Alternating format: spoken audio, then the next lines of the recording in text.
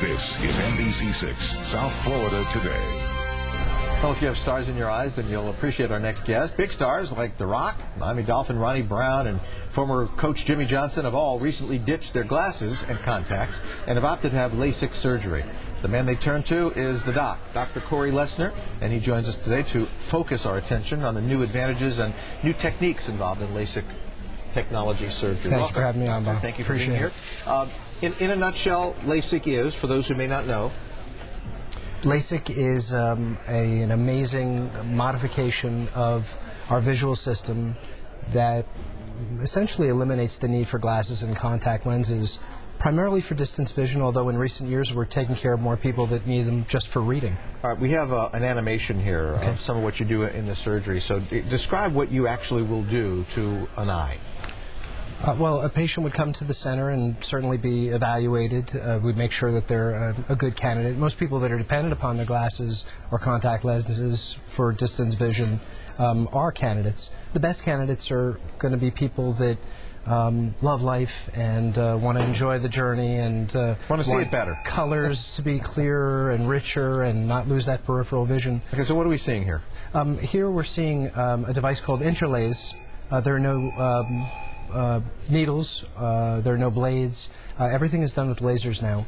And what this laser does is it uses 1 million pulses in a period of about 20 to 25 seconds to create access so that when we do the second part of the procedure with a device called the Allegretto, we can sculpt a very precise amount of tissue that will alleviate the need for the glasses and the contact lenses. How has the surgery changed over the years? Did you used to use knives? There were blades. There was a blade called a microkeratome, which gave us the access to create this microscopically thin flap.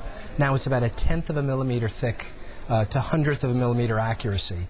And so we're able to treat people that weren't candidates before because the flap itself doesn't give any structural support to the eye, and so now we're able to spare tissue. Many people that weren't candidates are now not only candidates but can have a touch-up if need be down the road.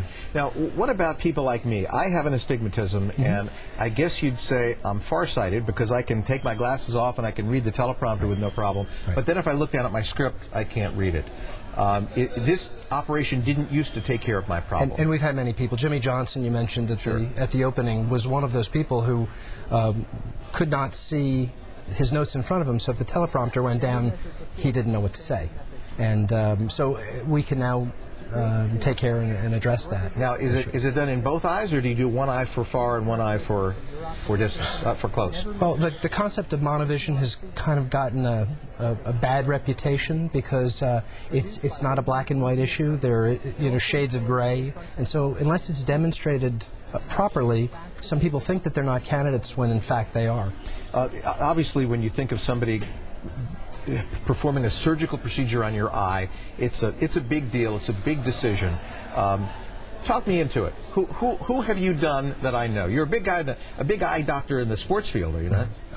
Well, we are the official team LASIK surgeon for the Dolphins, the Marlins, the Panthers, and the Heat.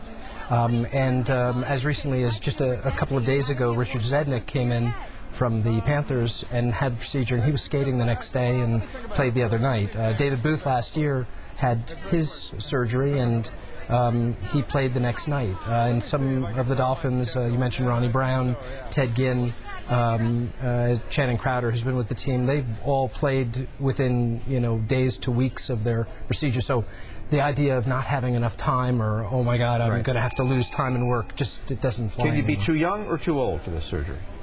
Usually we like to wait for people to be stable, and we like people to be able to sign their own consent forms. So 18 is kind of a cutoff, but we like stability. So usually by the mid-20s to late 20s. Is there an outside age cutoff? When people start to develop cataracts, we defer to the cataract surgeons.